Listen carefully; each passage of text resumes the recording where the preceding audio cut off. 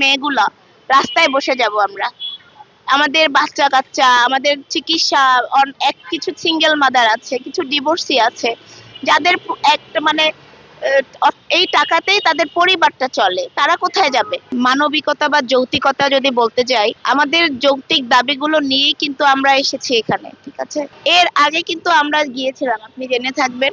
আমরা ফ্যাসিস্ট সরকারের আমলে কিন্তু কোনো কথা বলার কিছু ছিল না। যৌক্তিক কিছু আদায়ের জন্য কেউ রাজপথে নামতে পারতো না, কিংবা রাজপথে নামার চিন্তা করার আগেই কিন্তু তাকে বিভিন্ন বাধাগ্রস্ত হতে হতো।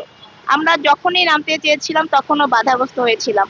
আমাদের প্রধান কার্যালয় আমাদেরকে বিভিন্ন বাধা দিত, যে শোকজ দিত। যেমন আমি অনেক শোকজ খেয়েছিলাম। যারাই প্রতিবাদী ছিল আমরা তারাই বিভিন্ন ধরনের হেনস্থা, বিভিন্ন ধরনের শোকজ, বিভিন্ন মানে শাস্তির আওতায় আসতাম। তো এখন আমরা যখন জুলাই অভ্যুত্থান হলো, জুলাই অভ্যুত্থানের পরেও কিন্তু আমরা আমাদের তখন মেয়াদ শেষ হয়ে গিয়েছিল, তখনও আমরা কোনো চিঠি পাই নাই যে আমাদের মেয়াদ বাড়বে। এই শঙ্কায় থেকে কিন্তু আমরা তখন প্রধান উপদেষ্টার বাসভবনের সামনে গিয়েছিলাম সবাই। তো তখন আমরা সংখ্যায় অনেক ছিলাম, তখন কিন্তু আমাদেরকে বলা হয়েছিল যে আমরা কিনা আওয়ামী লীগের ট্যাগ দিয়েছিল, আমাদের আওয়ামী লীগের দোসর, তখন আমরা এই উপাধিতে উপাদিত হয়েছিলাম।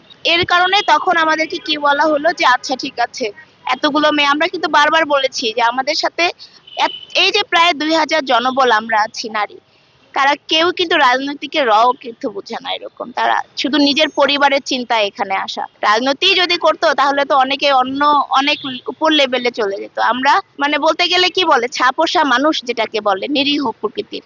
আমরা আমাদের পরিবারকে বুঝি, আমরা আমাদের নিজেদেরকে বুঝি, আমাদের মেয়েরা তার সন্তানের চিন্তাকে বুঝি, যে সন্তানের ভবিষ্যৎটা কি হবে। এই চিন্তা থেকে কিন্তু আমরা এবারও যখন আমরা কোনো মানে পেলাম না, 1 বছর যে বাড়লো আমাদেরকে বলা হয়েছিল যে পরীক্ষামূলক 1 বছর বৃদ্ধি, কিন্তু আমাদের 6 মাস বেতন বন্ধ রাখা হলো। 6 মাস পর আমরা বেতন ভাতা পেলাম। আর জানুয়ারিতেই আমরা একটা চিঠি পেলাম হাতে যে 30 জুনের পরে মানে অফিস থাকবে না। অফিস মানে যারা আমাদের তো উপজেলা পরিষদে অফিস, যে কিছু কিছু অফিস উপজেলা পরিষদের বাইরে আছে, যাদের হচ্ছে উপজেলায় জায়গা হয়নি, মানে স্থান সংকট, তারা উপজেলার বাইরে। তো তাদেরকে বলা হয়েছে উপজেলার ভিতরে নিতে, অফিস ভাড়া যেন আর নবায়ন না করা হয়।